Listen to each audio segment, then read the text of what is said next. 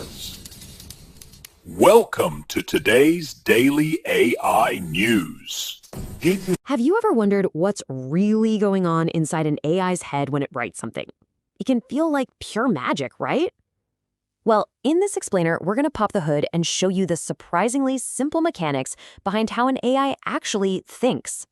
So it really boils down to this one simple question. Let's forget all the hype and the crazy headlines for a second. At its heart, a large language model is just a machine that predicts the next word in a sentence.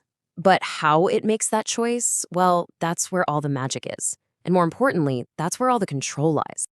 All right, here's our game plan for today. First, we're going to peek inside that infamous black box. Then we'll break down the difference between the model's brain and the dials that you get to control. We'll see how those dials work in a process called decoding, and finally, we'll put it all together. You'll see how you can get wildly different outputs from super creative to strictly factual, all from the exact same model. Okay, let's dive right in. I know these AI models can seem like some impossibly complex, futuristic technology, but what if I told you that at their very core, they're actually surprisingly simple? No, I'm serious, we're talking 2 files. That's it. A massive, powerful model is fundamentally just 2 files you could literally have on your laptop. One file has all the knowledge, and the other file is the program that knows what to do with it. So that first file, the parameters file, think of that as the brain. It's just a gigantic list of numbers, and I mean billions of them. That's all its knowledge. Then you have the code file. That's the engine. The engine's job is to take all those numbers from the brain and use them to generate text, one word at a time. Okay, so let's dig into that brain a little bit more. What are these billions of numbers? Where on earth do they come from? Because the scale of this whole process is just mind-boggling.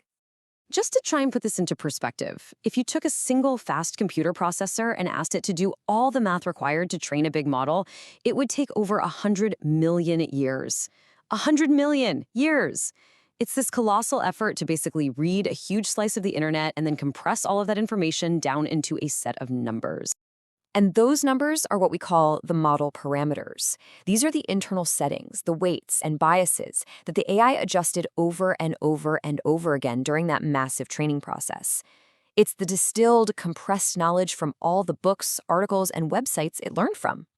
Now, this part is absolutely crucial.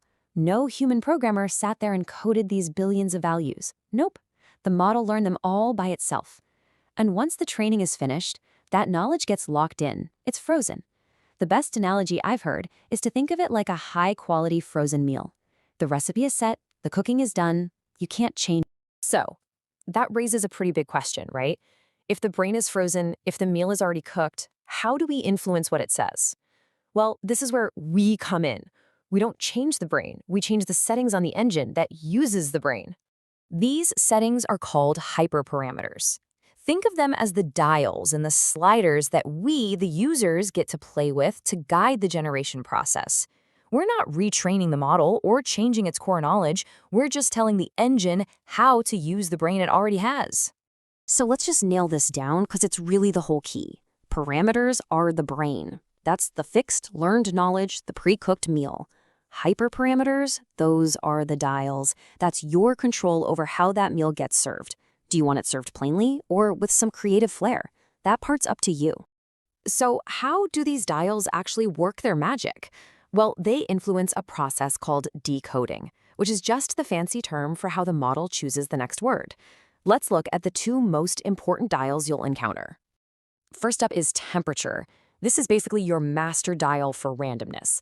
A low temperature makes the model very confident and predictable. It's just going to stick to the most likely words.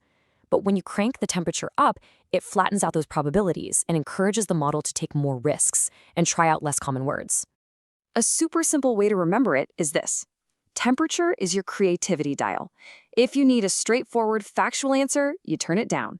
If you want it to write a poem or brainstorm some wild ideas, you turn it up. All right, next up is top P, which you might also hear called Nucleus sampling. Now, this one's a bit more nuanced. It tells the model to only consider a smaller pool of the most likely words, which is a great way to filter out the real long shots. For example, if you set top P to 0.9, you're basically telling the model, okay, look at all the possible next words, but only show me the top candidates that together make up a 90% probability. It's an amazing way to cut out the truly bizarre options while still allowing for some creativity within that top group. Okay, theory is great, but let's see what actually happens when we start turning these dials. We are going to give the model the exact same prompt, but with two completely different sets of hyperparameter settings. Here's our prompt. It's a simple, direct question. There is only one correct answer. And wow, just look at that contrast. It is night and day. With a low temperature and a tight top P, we get a perfect, factual, textbook answer. But in setting 2, we crank the temperature way up and widen the top P. And suddenly, the AI becomes a historian, giving us this flowery, descriptive sentence. The core fact is the same, but the delivery is completely different. So here's the big takeaway. You're not just a passive user. By learning to adjust these hyperparameters, you become the director of the AI's performance. You can shape its style, its tone, and its creativity to get exactly what you need. And that leaves us with a final thought. When you have this level of control to shape the output of a system with a frozen brain, it really changes your relationship with the technology. Are you just a user telling a machine what to do, or are you becoming something more? Maybe a collaborator, working together to create the perfect response? Thank you for watching. See you soon.